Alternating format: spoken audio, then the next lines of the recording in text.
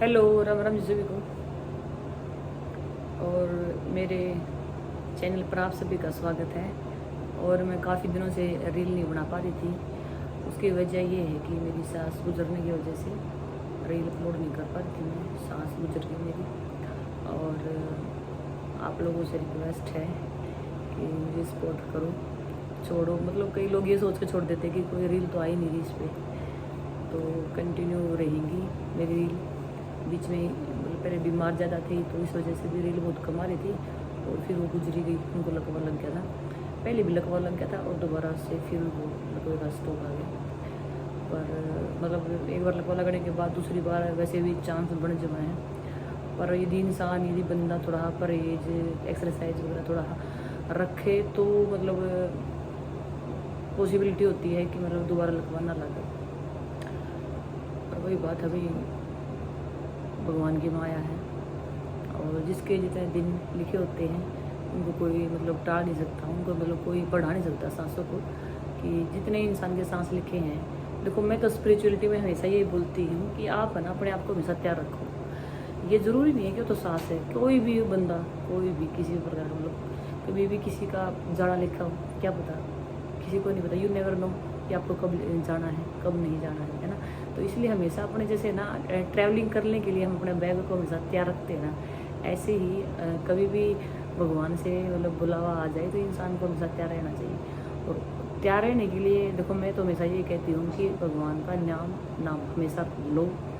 और ताकि last time तक भी हम भगवान का नाम याद रख सकें। लास्ट टाइम का मतलब आखिरी सांस।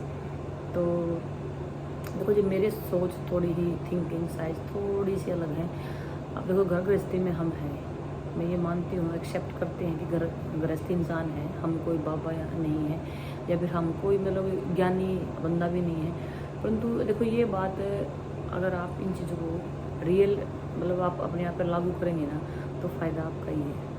नहीं तो क्या पता कब जाना पड़ जाए।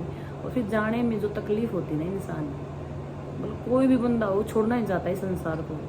हालांकि यहाँ पे देखो सबको पता है कि देखो दुख है, थोड़े बहुत सुख भी आ जाए हैं, परंतु है तो दुनिया मतलब में इंसान आने के बाद दुखी ही ना।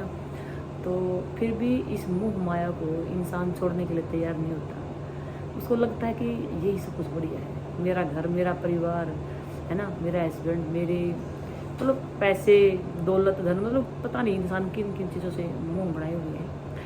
मैं ये नहीं कहती कि इन चीज़ों में ग्रस्त नहीं हूँ।